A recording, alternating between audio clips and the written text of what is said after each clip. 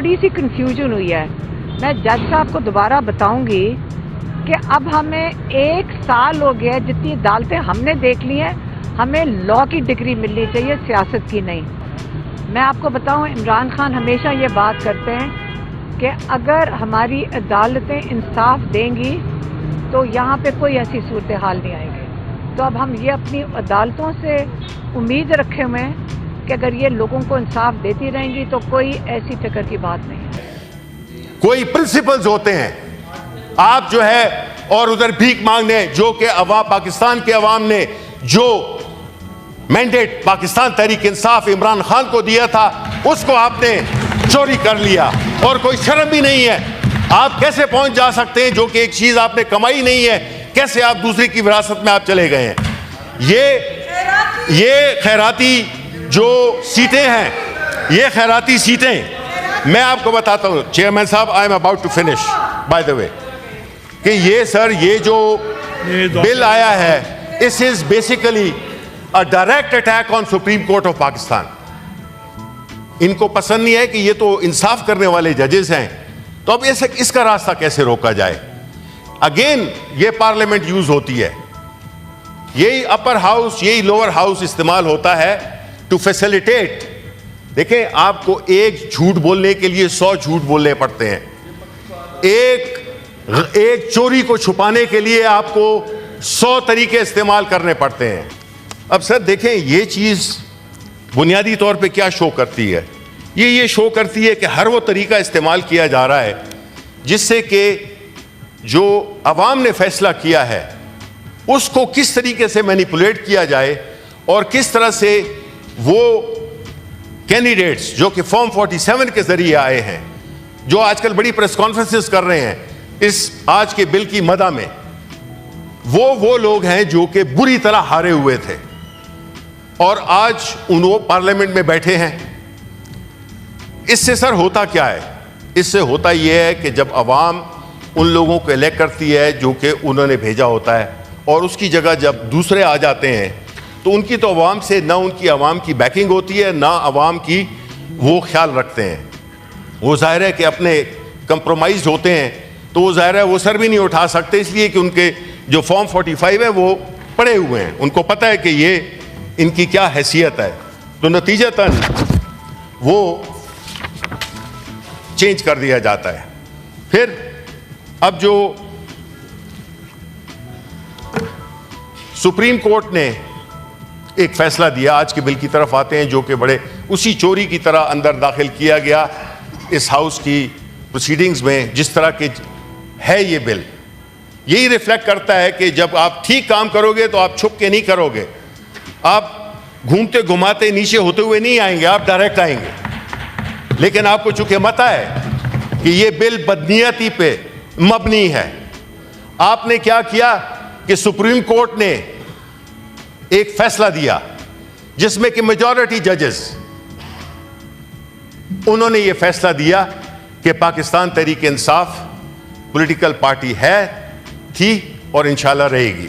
اور ساتھ میں یہ بھی کہا کہ الیکشن کمیشن آف پاکستان نے اس کو مس انٹرپریٹ کیا ہے سپریم کورٹ کی ڈیسیجن کو، اور پاکستان تحریک انصاف کو نقصان پہنچایا ہے. اب اس سے بڑی انڈائٹمنٹ کیا ہو سکتی ہے سر، کہ جب آپ کے ملک کی سب سے بڑی عدالت ایک فیصلہ دے رہی ہے جس میں کہ ریزرو سیٹس، اور مجھے بڑا افسوس ہوتا ہے کہ یہاں بڑے بڑے نام بیٹھے ہوئے ہیں اور وہ جا کے بھیک مانگ رہے ہیں الیکشن کمیشن آف پاکستان یا سپریم کورٹ میں پٹیشنز داخل کر رہے ہیں کہ جی یہ ریزرو سیٹس ہمیں دی جائیں. یار کوئی موریلٹی ہوتی ہے، کوئی اسپرٹ ہوتی ہے، کوئی ڈیسنسی ہوتی ہے، کوئی پرنسپلز ہوتے ہیں. آپ جو ہے اور ادھر بھیک مانگنے، جو کہ پاکستان کے عوام نے جو مینڈیٹ پاکستان تحریک انصاف عمران خان کو دیا تھا اس کو آپ نے چوری کر لیا، اور کوئی شرم بھی نہیں ہے. آپ کیسے پہنچ جا سکتے ہیں جو کہ ایک چیز آپ نے کمائی نہیں ہے، کیسے آپ دوسرے کی وراثت میں آپ چلے گئے ہیں؟ یہ خیراتی جو سیٹیں ہیں، یہ خیراتی سیٹیں، میں آپ کو بتاتا ہوں چیئرمین صاحب، I am about to finish by the way, کہ یہ سر یہ جو بل آیا ہے اس is basically a direct attack on Supreme Court of Pakistan. This is against the spirit of democracy.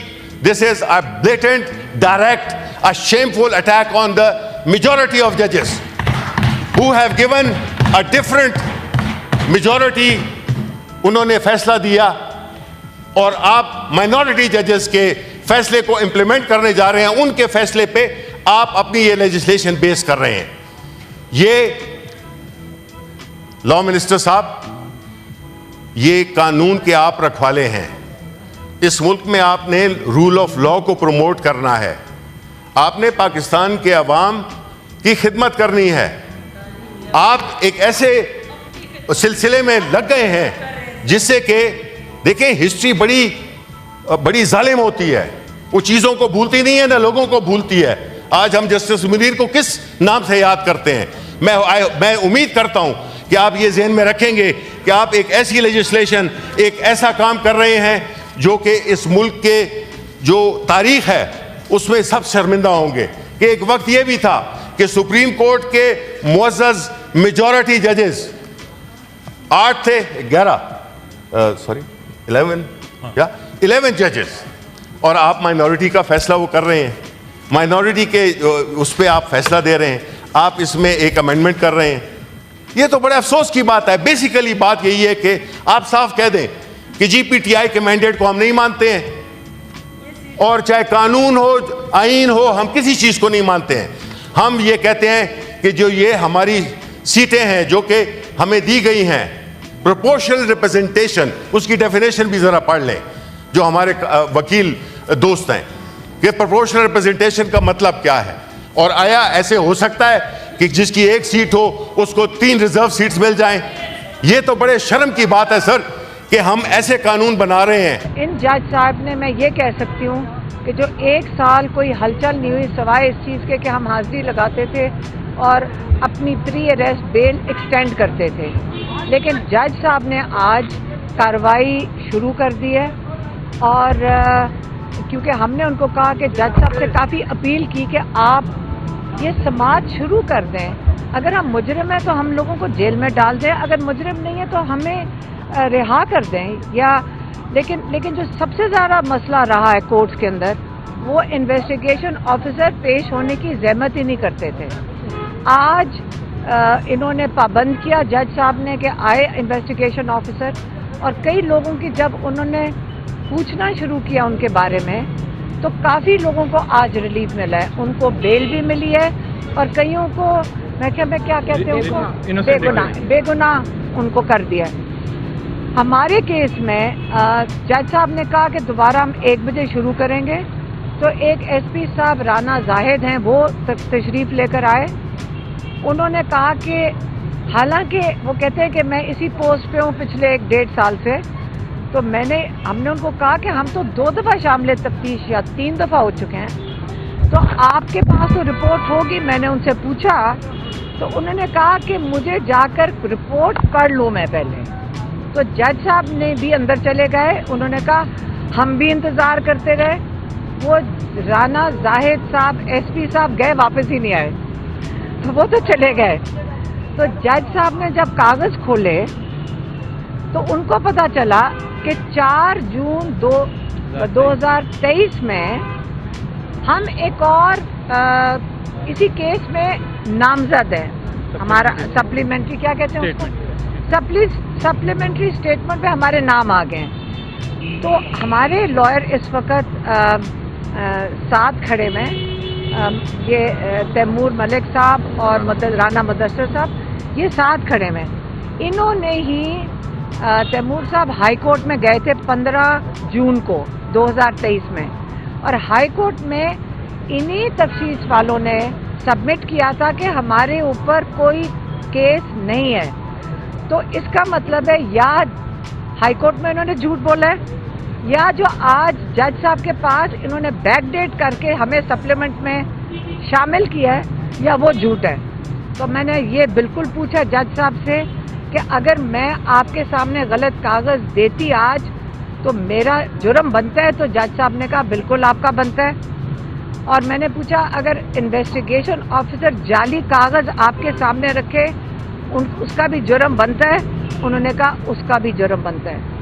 تو ہم نے جج صاحب سے کہا کہ ہم امید رکھتے ہیں کہ یہ اگر اکاؤنٹیبلٹی ہو جائے تو شاید ہمیں بھی انصاف ملے اور یہ فیصلہ کر لیں کہ جھوٹ کون بول رہا ہے اور یہ کس نے جعلی کاغذ یا یہاں پہ سبمٹ کیا ہے آج جس میں ہمارے نام سپلیمنٹری جو بھی رپورٹ ہے اس میں ایڈ کیا ہے یا پھر 15 جون 2023 میں ہائی کورٹ میں انہوں نے جعلی کاغذ سبمٹ کیا ہے.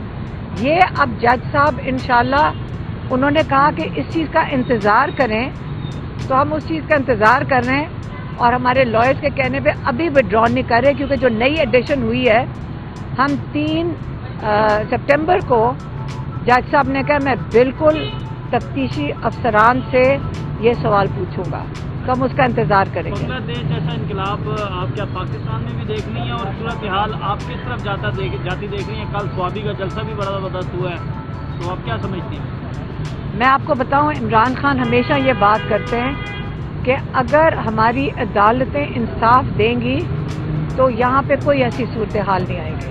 تو اب ہم یہ اپنی عدالتوں سے امید رکھے ہوئے ہیں کہ اگر یہ لوگوں کو انصاف دیتی رہیں گی تو کوئی ایسی فکر کی بات نہیں ہے. اچھا یہ بتا دیجیے گا کہ آج جج صاحب نے کہا کہ آپ بڑی اچھی سیاستدان بنتی جا رہی ہیں جس طرح آپ عدالت کے سامنے اپنا موقف رکھ رہی تھی تو کیا کوئی پالیٹکس میں آنے کا پلان ہے؟ میں خیال میں یہاں پہ تھوڑی سی کنفیوژن ہوئی ہے. میں جج صاحب کو دوبارہ بتاؤں گی کہ اب ہمیں 1 سال ہو گیا ہے جتنی عدالتیں ہم نے دیکھ لی ہیں ہمیں لاء کی ڈگری ملنی چاہیے سیاست کی نہیں. تو جو ہمیں اب انفارمیشن آتی ہے وہ عدالتوں کے کیسز اٹینڈ کرنے سے ہماری اس نالج میں اتنا اضافہ ہو گیا ہے کہ اب ہمیں بھی سمجھ آتی ہے کہ عدالتی کیا نظام ہے اور کیسے چلتا ہے اور اس کی کیا ریکوائرمنٹس ہیں. آپ بات کر رہی ہیں تو آج تو ترمیمی ایکٹ بھی آ گیا ہے جس میں مخصوص نشستیں کہا ہے کہ پاکستان تحریک انصاف کا حق نہیں ہے یا اس جماعت کا حق نہیں ہے جو 3 دن میں اپنا نام جمع نہیں کرواتی. دیکھیں یہ بیچارے جو مرضی کر لیں یہ تو پارلیمنٹ میں جو مرضی کر لیں جعلی حکومت بیٹھی ہوئی ہے اس میں تو ٹائم ضائع کرنے والی بات ہے. میرے خیال میں پاکستان میں سب سے خوشائن چیز تب ہوئے گی جب ہماری عدالتیں ہمیں انصاف دیں گی. میڈم یہ بتا دیجیے کہ آپ کو تفتیش کے لیے دوبارہ عدالت نے کہا ہے کہ دوبارہ سے تفتیش میں پیش ہوں. آپ پہلے ہی پیش ہوتی ہیں اور دوبارہ تفتیش میں پیش ہوں گے اور کیا 3 تاریخ کو عدالت کی طرح تاریخ پر تاریخ دے گی یا جو درخواست ہے وہ واپس لے گی؟ دیکھیں 1 سال تو ہو گیا ہمیں اور جو انہوں نے کہا شامل تفتیش ہو جائیں پھر ہو جائیں گے 4 دفعہ اور ہو جائیں گے. انہوں نے یہی سوال پوچھنا آپ وہاں تھی میں کہوں گی نہیں تھی بس ابھی انہوں نے وقت نہیں بس ہاں لیکن یہی ہوگا نا تو پھر ہم آ جائیں گے 3 تاریخ کو آئیں گے اور جج صاحب نے انویسٹیگیشن آفیسر سے پوچھیں گے کون سا جعلی کاغذ تھا جو ہائی کورٹ میں گیا 15 جون کو پچھلے سال یا جو اب ان کے سامنے بیک ڈیٹ کر کے جعلی کاغذ رکھا گیا. ٹھیک ہے.